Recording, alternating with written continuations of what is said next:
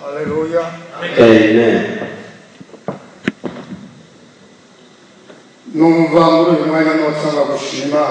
I need to thank the Lord first of all.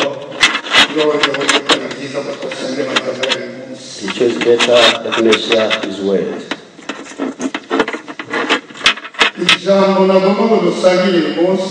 The word we are going to share today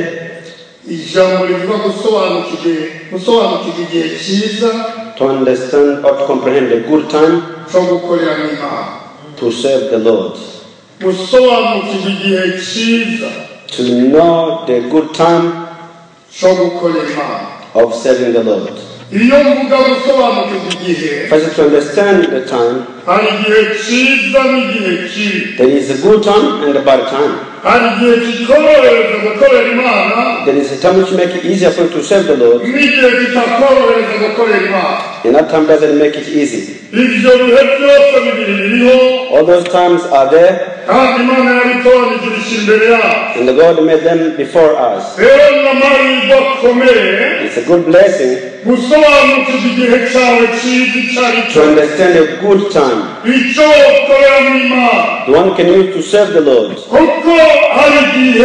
There is a time a human being was given to serve the Lord, so the time can expire. Then they need to serve the Lord, but in vain. We saw that in the daily living. We lived with people. We saw people want to serve the Lord and they couldn't. Not only that, we saw people who could not even eat. They want to eat, but they couldn't. There is good time before us. Also, there is a bad time before us. It's not only one season. Sometimes people forget themselves. They forgot there's a fun time to live. Another time they don't want to be there anymore. While you are living, check if there's something you can do for yourself. There's something for your family. And there's something else for God. About the family is before us.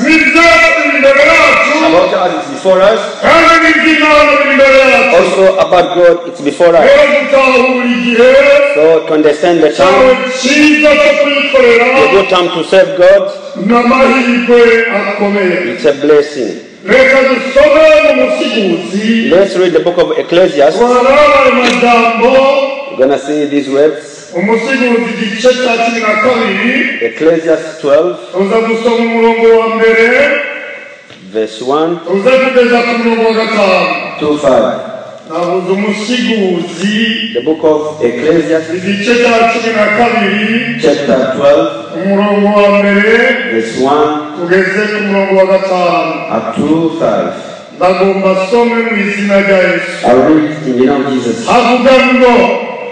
Kandi waba wibuka umuremyi wawe mu minsi y'ubusore bwawe, iminsi mibi itaraza, igihe kitarashika, aho uzovuga uti nta kikinezereza.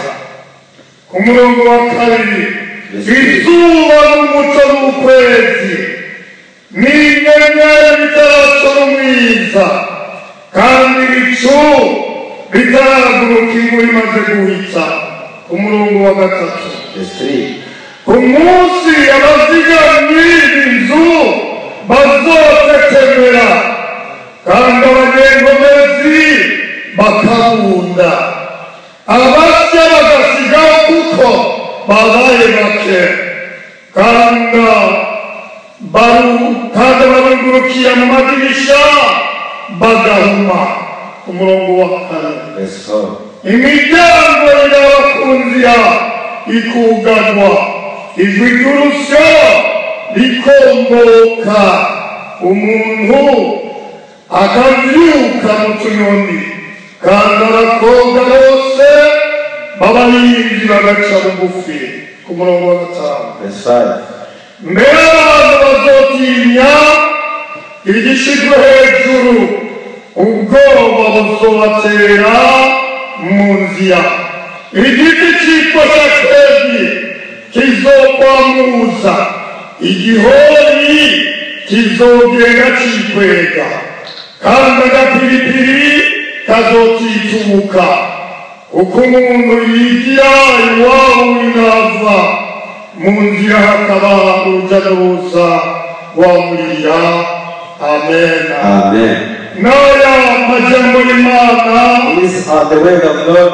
Yampaye umutwe w'amajambo, Gave the title. usobanukirwa igihe cyiza Understand the good cyo time gukorera mu Imana. of serving God. Bene data, Friends, iyo dusome muri iki gice when we read in this chapter, tubona umwanditsi we see the writer. yagerageje kuvugana n'urwaruka He talks to the youth, cyangwa abakwita bakiri bato, people who are young. ariko n'aya majambo y'urwaruka Talks about the young people. ntabwo tuzaraturaba. In the adult, it is about us. hano twasomye ijambo rivuga ngo But the word here, kwibuka umuremyi wawe remember the Creator mu myaka ugezemo, in the time where you are. kwibuka umuremyi wawe Remember the mu gihe Creator cyawe ugihumeka. while you are living. hari iminsi twabwiwe hano, The days were told you iminsi itaraza. it's to come. sobanukirwa Understand igihe cyiza cyo gukorera Imana. the good time to kuko serve the Lord. iminsi ntibizobaho, A time will come. kandi hari igihe kitarashika imbere The yawe. time is not, it is come yet. iyo uvuga igihe kibi You say bad time. cyangwa igihe kitarashika imbere The yawe, time is not yet to ntabwo come. mba navuga gupfa muve muri uyu I'm mubiri. not talking about dying. oya, No. narabibonye I saw it. igihe dushobora kugira tugashika ikibi, A bad time kandi umuntu akishwe n'amagara when you are sick. akagwara. You get sick. iyo amaze kugwara, You are unwell. n'ibyiwe biramunanira, You can't perform your n'ibyo task. kugira ngo biramunanira. Anything for your family. iby'Imana byo bitaraza. I'm talking about rero God. ijambo ry'Imana ritubwiye ngo What God says. kwibuka umuremyi wawe, yewe wa musore, yewe wa mugabo, yewe wa mukenyezi, iminsi ntibitaraza. Before the bad days to come. uba warasobanukiwe Understand. igihe cyiza cyo kuyikorera. The good time to serve the Lord. byaba byarafashije umutima wanjye, This word blessed my heart. hari ibihe nagiye ngira mu busore bwanjye, On my day, my time was hari done. imyaka yagiye ikurikirana, All the years were following one another. maze nimba kwiyumvira. Then I meditate. aho n'igihe nari nicaye ahantu, I was sitting lonely there. ntabwo bita ikirori, I took a mirror. ndiraba ku mutwe, I checked my nsanga head. ku mutwe harahindutse, My head changed already. ntiyagisa nk'uko nari nsa kera. Not like before. ibyo bimpa kwiyumvira uwandemye, When I meditated my nasubiye Creator. ndongera ndiyaba neza hano, With the proper in my face. nsanga hari ibintu ntigeze kubona Some stuff I didn't see mu before. myaka yose nabayeho.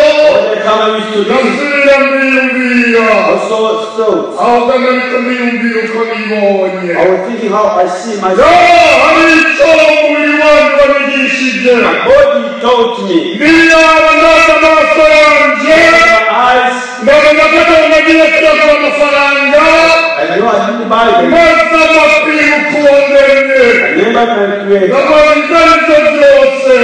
Anyway, iyo nampaye amaso, you could have given me haguma ndayafise. I couldn't have them. yo, naravugije amaboko, Lift up my hands. ndabona ushimwe mwami wanjye. Thank you, my Savior. warakoze kumpa amaso. Thank you for rero giving me n'abantu batabona, the people who kandi are ariko bavutse, born ariko blind. babonye Themselves. ijambo rirabaraba. This word is about them. ngo basobanukirwe igihe To understand their time cyo gukorera Imana. of serving. iyo tuvuga kwiruka Imana, Remember God. kwiruka Imana yakoze, Remember every ukiruka God. n'igihe tuzomukorera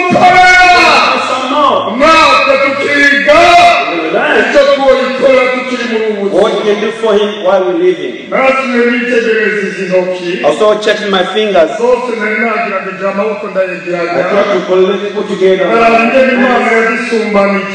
Our fingers are not at the same time. And meditate. God, you are great. The fingers are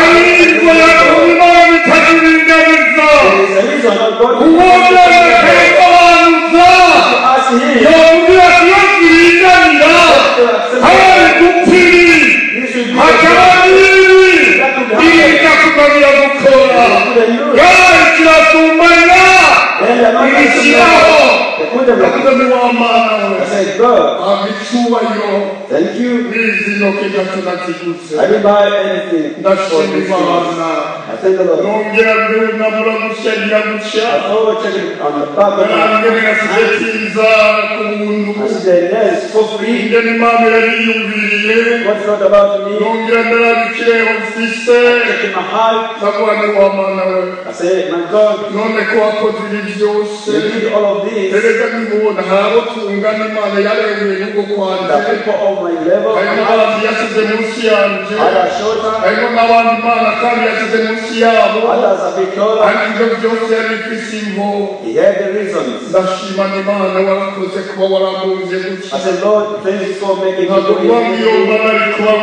I said, if I could be like him or him, I said, thank you, Lord. I take off my legs. Those are the works of the Lord that He did. The mouth that did. The tongue and my mouth. So I can talk like this. I said, Lord, what can I do for you? Friends, you are listening to me today. Understand the good time that you may serve your God. There is a time you wish, however, in vain. Sometimes you wish, but in vain. People of God,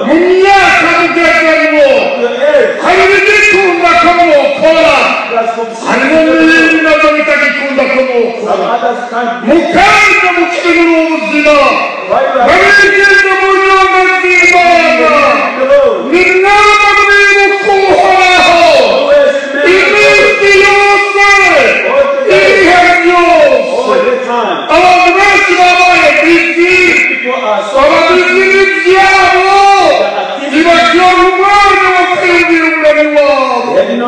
To sing out their maker. Some people are taken by money. Different stuff. You know, time to think about it.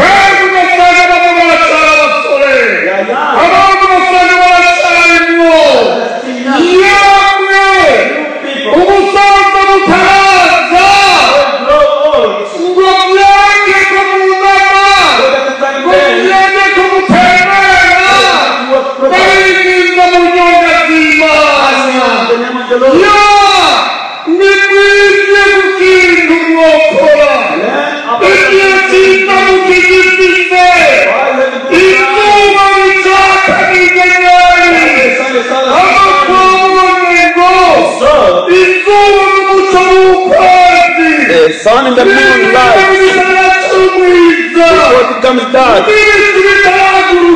before the cloud you go away, after the rain. Remember your Creator. The sun you see shining.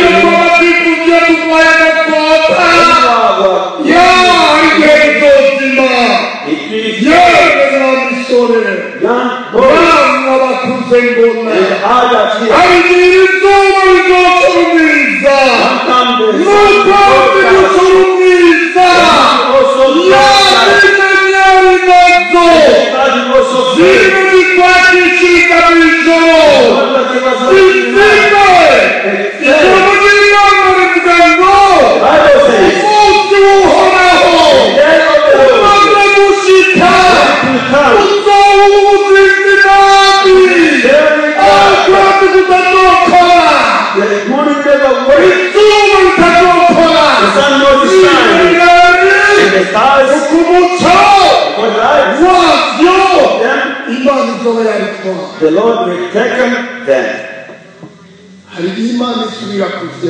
Sometimes the Lord will take back his peace. You saw that too.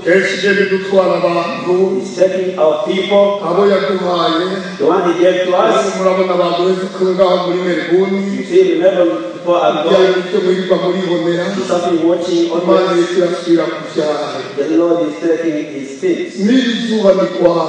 Also the sun is you see this year, the light gets from this. And then we stop the sun and the stars. This stuff here will not have no power at all. It's going to take off all the water. We're not telling you that today. You want to know where that's him? You want to say. The sun and the moon and the stars fade and the cloud will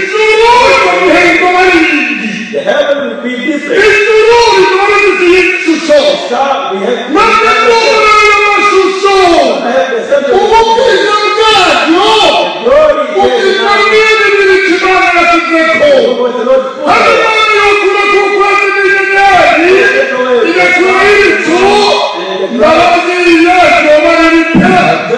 it will be bad.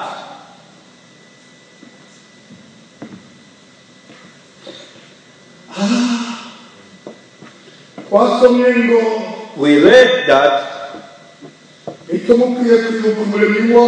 so that we remember the Creator. Verse 3, the keepers of the house will tremble, they will shake. There is a day to come, a terrible time, not the coming of Jesus, no. A day which will make us to shake. We all have houses. And the security people, those protecting our houses,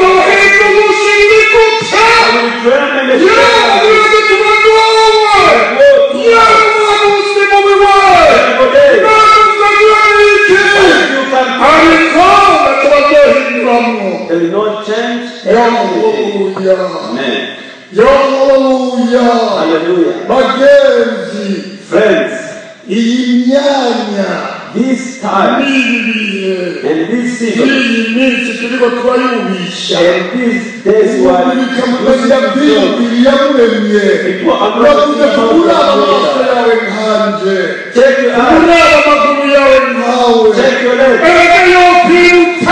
they can your maker.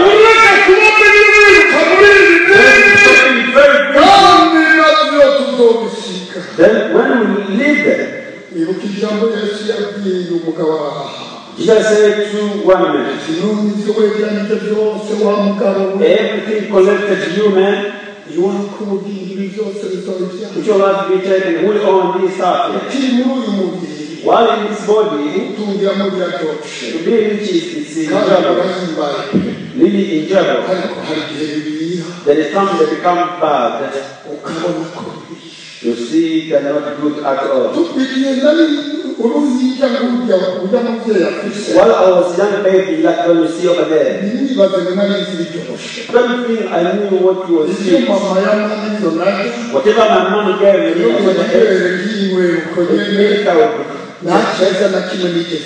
I didn't know it was good. The time came and knew what that is sweet and if I take something, oh, then I give to my mom. And we could have fight because I know they are sweet. But before she could give me whatever she wanted from wherever I started. What I don't know. That's where I will feel to you.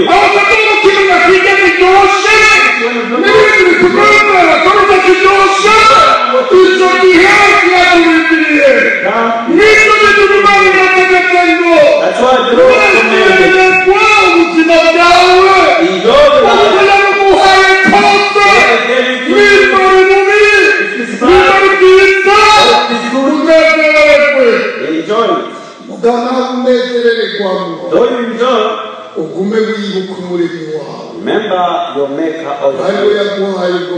The one who gave to you the last glory. The reason the Ecclesiastes put here these words, he wants people not to get distracted. Some people get distracted. They forget and go before the throne of God. So the great and the simple, the normal people, all will go before the Lord. Everyone will give account for the Lord said unto his Lord, he asked him how they and how they serve the Lord. Friend, we saw that not only the keeper of the houses, the strong man will stoop. They will hide themselves. Remember how I hid myself during the war? I used to die. I still remember. In the place I was hiding myself, I slept over there. The Lord protected us. If we can, please let's remember and let's have him while we can.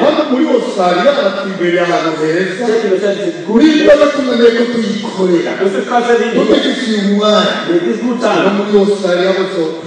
even your church will come down and not that be they're going to be there so that can come to see. Come here and people.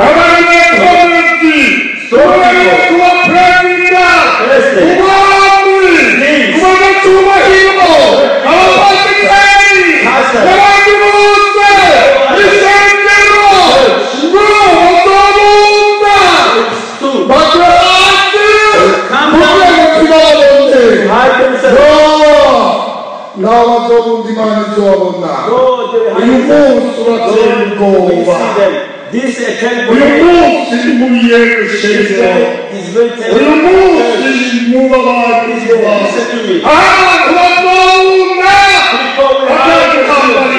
when there's no war, that they are hiding from the war. Allow me and they understand the good time to serve the Lord. Possibly it is today. If you get a mercy tomorrow. After tomorrow I can't predict. No. Friends. And the grinders, they will stop working because they are few. Then they will stop. Even today, there are people who don't come to church because they know they are few. Do you know this is the case? The people are few. People know the big man. If the grinders cease, they cease. Who you look for?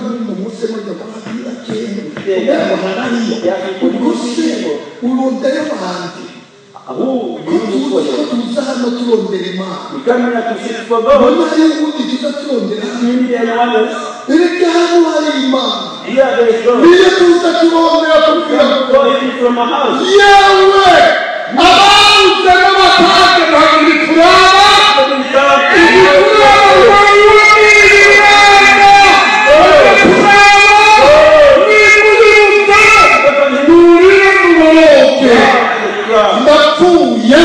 I'm dying. I was come to watch him. I was saying,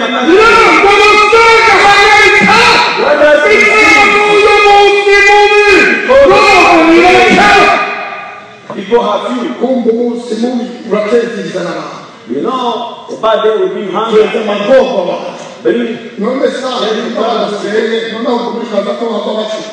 If there is enough brandy, are you going to get the bread?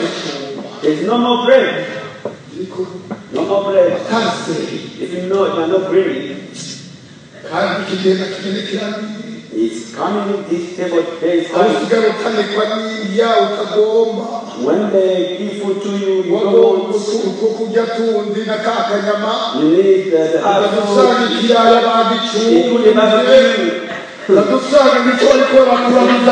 They give you a smashed potato. If you are lucky, when I reach that video, please give me good stuff, please. It's going slowly. When I come to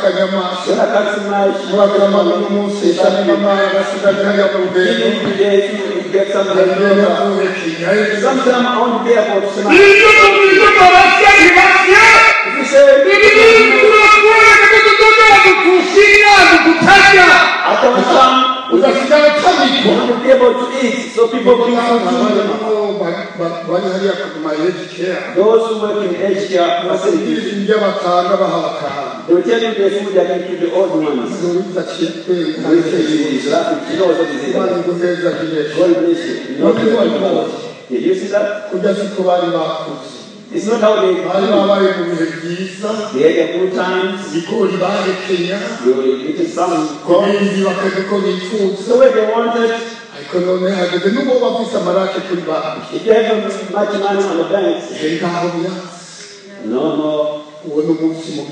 That is a bad day to them. You have things you can't eat at all.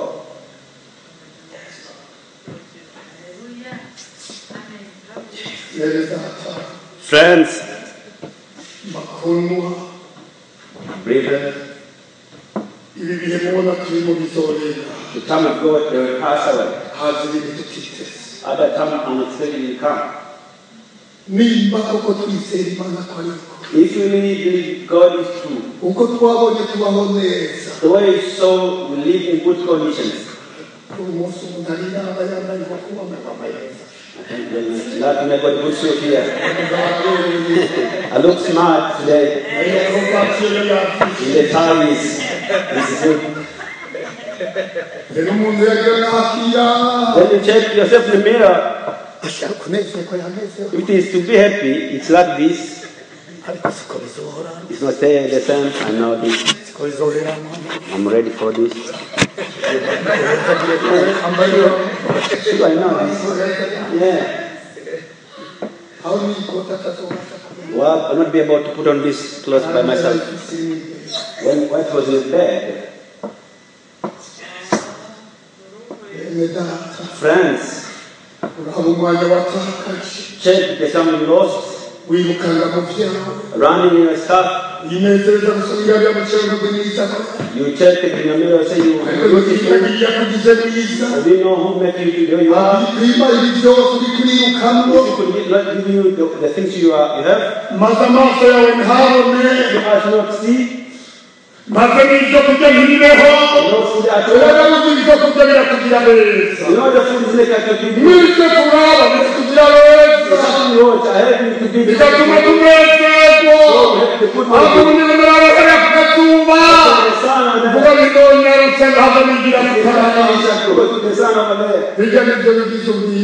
that's the beauty. The rest will fade. And the people are checking the window. They will grow lungs. They couldn't see at all. You see, that bad time to come. It didn't come yet. However, it will come. People will come and check from the windows. Although they do the plan, then you can't see. This is the problem. Someone with the Holy Ghost, you can decide it to happen. Friends, the doors will be shut. There is time that are I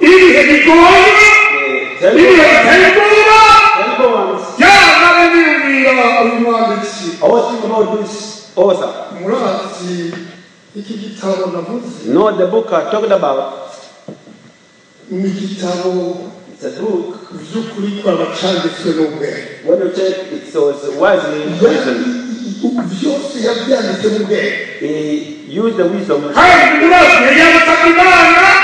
asked you for wisdom.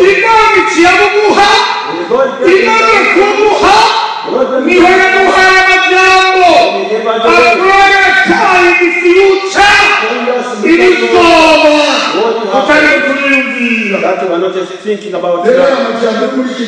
So all the ways in the book here, the hard ones, they need the wisdom from God. There is a terrible day of God. The one waiting for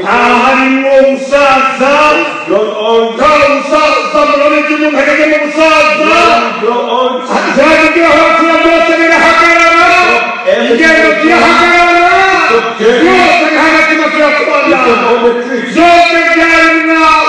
Everything in the story. This man made me laugh. The one who wrote this book. You know what he compared to? How to be in the winter. That's compared to being old. It's like water going to another place. Like the bound shall no air at all. The old age he compared to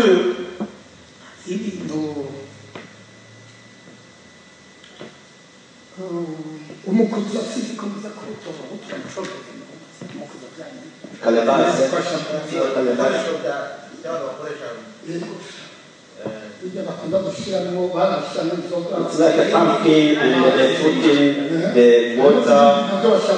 It's a jar. It's a jar. Yeah, traditionally it's a jar.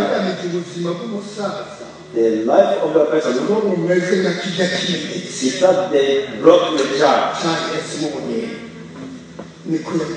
He compared here. If the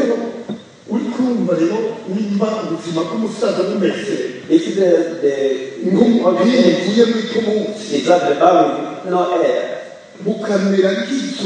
Like the house. During the soil in winter when it's cold. Like the broken jar. Is that a good life? You believe in that season you can serve the Lord? Serving the Lord is not. In that period, I can't enjoy everything, including the food, everything.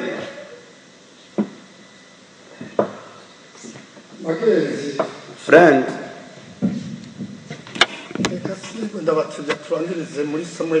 I don't want to take longer. Let's conclude in 2 Samuel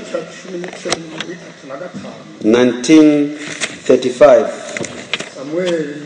2 Samuel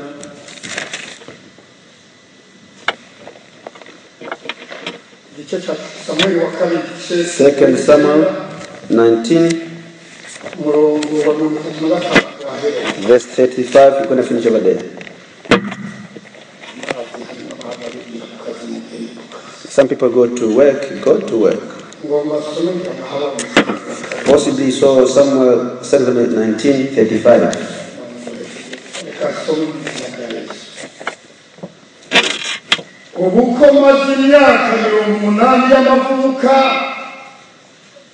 ndacyamenya ibiryoshe n'ibirishe jewe umusabyi wawe ubona ngiryoherwa n'ibyo kurya n'ibyo kunywa ndacyashobora kumva amajwi y'abaririmbyi ari abagabo ari abagore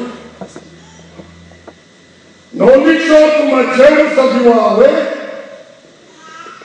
nja kukugora iki mwami wanje nyir'ingabo. Amen. Amen. Uyu mugabo bamwita He is named Barzillai. Barzillai.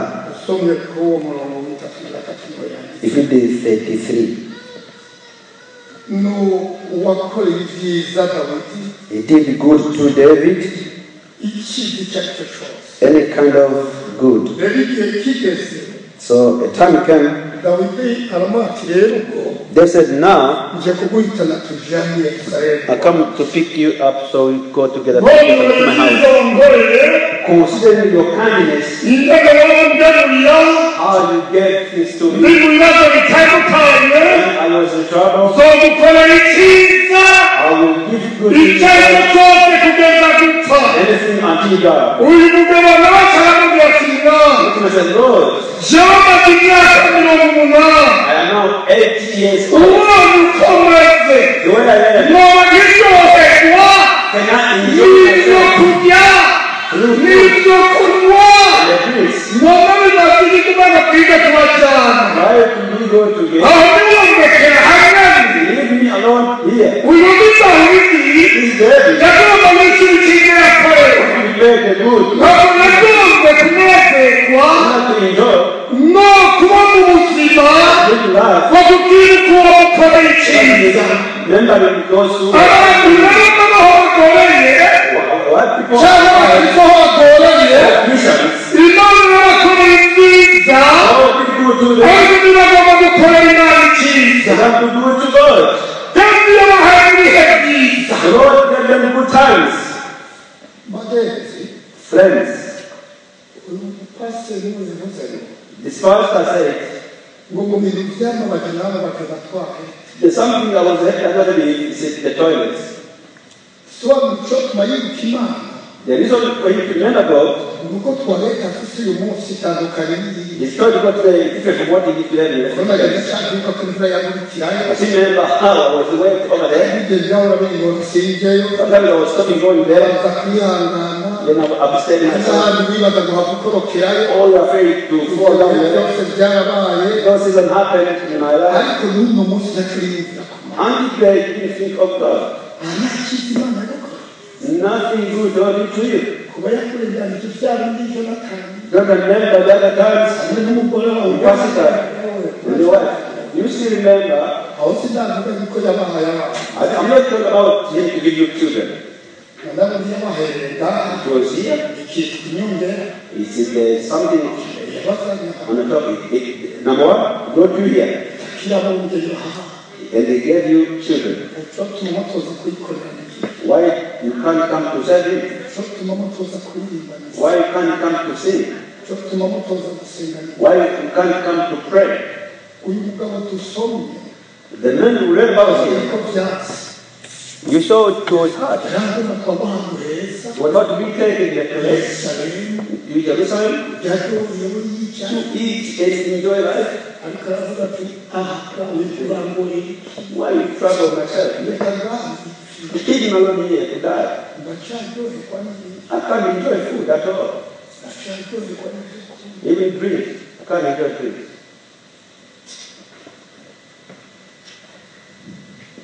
iby'imana kuko bimwoja Don't he? The Lord did something to you muribuka so that you may remember him. byotuma indogera umwanya gusoma You ubuzima can seek for him more than you do today. amafaranga bati I'm not saying any bad thing to you. igihe cyo gukorera imana kirahari The time to the Lord can expire. mbega kirahari The time can expire to a human being. ukabona imana kwakishije izuba ku munsi If you see the daylight, igihe ushoboye kugana kuri iryo zuba do what you can do the same day. ukabona imana igwishije imvura ikaba If you see there is rain from God, dushoboye gukora muri iyo mvura babikora do what you can do while it's raining. ye dawidi yipfuje kwishyura icyiza yakora Then you want to pay back the kindness of someone. muze twishyura imana icyiza yakora Let's pay back the good to our God. tukiri muri ubu buzima While we are still living, uraza umusaza atangwa guhita amabuga you know, the old people, they start to bend their shoulders, agatangwa kujugumira they start trembling, kugororika They can't make up legs easy. Because legs can work now properly. You see how I hold them. There are people who you know how to hold it.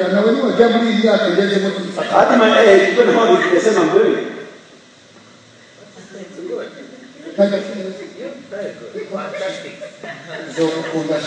I love you very much.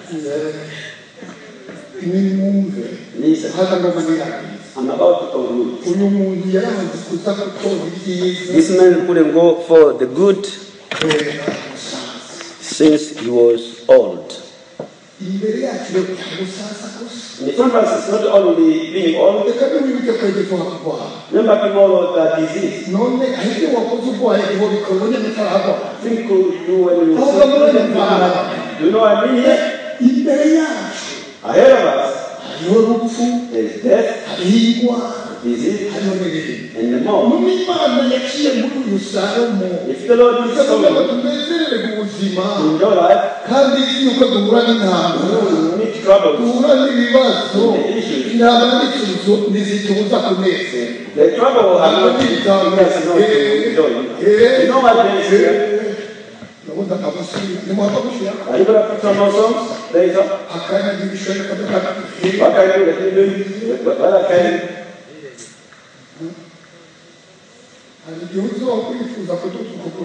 There's something I try to leave the leg. You can't.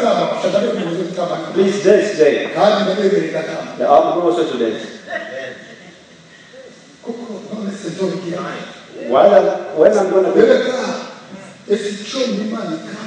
if God will allow me, that's what they do later. I can do them today. That's my vision. Oh, my dream. You know what was that? What I'm thinking about. Not tomorrow, I'll be unwell. Sometimes taking me. You know, it was hard to drive. I tell us it's hard. I will tell you it's right. I can remember that a lot. In the family, one lady didn't get husband. Look the pastor God and wife. If we look at the wife, we can remember God. You don't talk about kids. The reason to remember God are not very far. Very close to us. If you take your mom, you should thank the Lord. If you mama God are very big God, then remember God. Through your mom, you take your mom.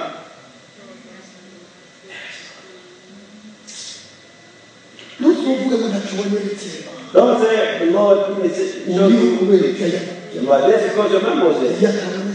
If your mom was not there, I couldn't be there. So serve the Lord. Play the instrument. This is your time. You see the building of taking on now. Some don't know, they will close. Don't say about God. Truly speaking, before I die, you see, they are locked. I was supposed to go to play the music to church. There's a day when I attend. I was supposed to go to this. There's a day when you come. So where is this? Remember God and then understand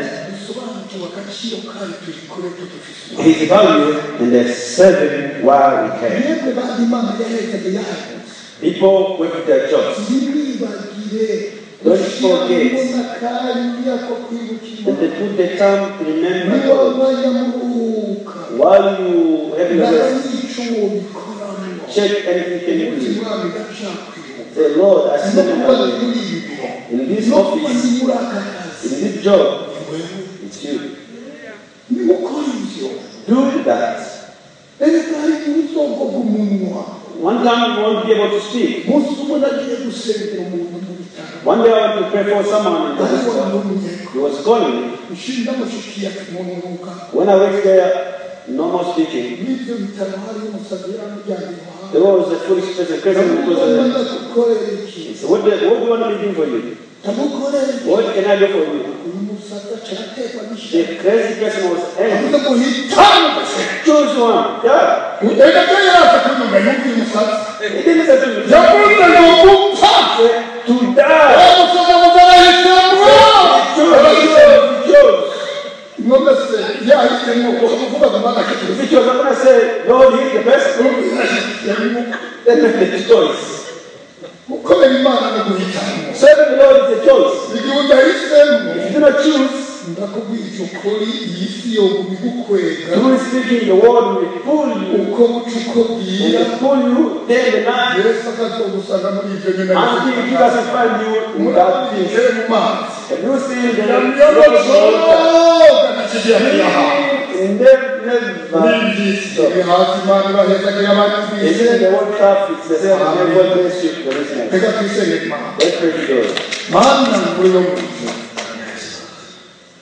ndagukengurukye kugira neza kwawe wemeye ko twumva ijambo ryawe